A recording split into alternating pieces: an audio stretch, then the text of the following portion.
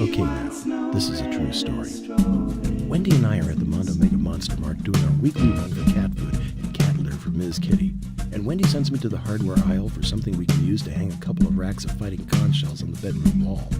As I examine my choices between 3/4-inch brads or 1/4-inch wall anchors, I feel a tug on my jeans, and I look down to see a 4-year-old child with a really devilish grin yanking on the left leg of my Levi's. As I wonder what his long-term tugging goal might be, his 6-year-old brother races down the aisle wielding a 3-foot strip of counter-molding like a lightsaber, complete with sound effects. Just then, Mom enters the aisle, her cart carrying a 3-year-old gnawing on a bottle of Elmer's glue-all. While Mr. Tugger continues in his attempts to depants me, Anakin Skywalker slashes at a roll of fiberglass insulation, shouting about how he has to have the Nerf lightsaber with its second secret saber right now, or at least for Christmas. Mom yanks the Elmers out of the 3-year-old's mouth and immediately starts screaming, then pins her laser-like eyes on young Anakin Skywalker, grinches up her face, and says, "Just remember I'm Santa Claus, so you damn well better be good." Okay, now remember, this is a true story. She actually said all of this, but just in case you missed it. Just remember I'm Santa Claus, so you damn well better be good. Well, she didn't say it that soulful.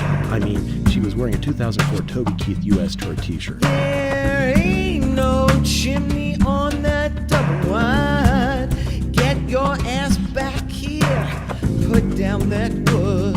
Her kids, of course, ignore her completely and go on slashing, screaming, and tugging at legs, respectively. Now, at first, I felt sorry for this woman carting around this wrecking crew, and I utter a silent prayer for her and her kids. But then she follows up her Santa threat with a string of invectives strong enough to make a longshoreman cry. It has absolutely no effect on the kids because they most likely had heard it before. I kind of smile at her, and I receive back a look of pure venom as she reaches out for Mr. Tugger, Get your ass back over here, Vernon, she says, and grabs Vernon the Tugger by his left hand, which leaves his right hand completely free. Big mistake.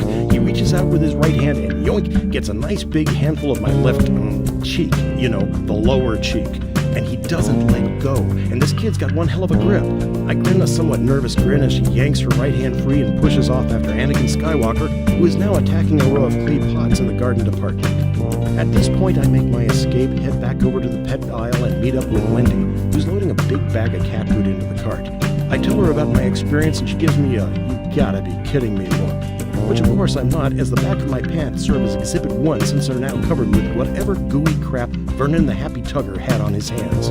We head to the checkout aisle and start bagging when who shows up but Ms. Santa and her crew. Glue Kid is now covered in Elmer's, Anakin is still going on about getting a lightsaber for Christmas, and Vernon is eyeing my butt again. We pick up the pace, but not before Anakin whacks a carton of eggs out onto the cart and onto the floor, at which point Wendy gets her first-hand view of Mama Claus as she lets out with another blue streak and then says, Just remember I'm Santa Claus, so you're whining, better stop. Anakin whines something anyway about how he has to pee and why can't she just buy him the lightsaber right now. Your daddy's late on child support ever since he started dating that car. And then he says he saw another Santa outside the store and maybe he could bring it instead. So the only bitter guy you'll see are on daddy's tapes of ZZ Top. So as we head out to load up the trunk, we're both figuring there's a song in here somewhere, and as I load up the trunk, Wendy starts singing. Let me show you something. When we get back home, we ain't got no chimney on that double wide we don't own. Just remember, yeah, I'm Santa Claus, S-A-N-T-A Claus. Just about then, Mrs. Santa loads up her entire crew to a 1994 Ford Ranger and nearly backs over before she peels out. But at that moment, I see the lone bumper sticker on her truck with only 3 words on it. Ho, ho, ho. And seeing that bumper sticker caused a light to go on my head. Hell, I might have to reconsider everything I knew about Santa Claus.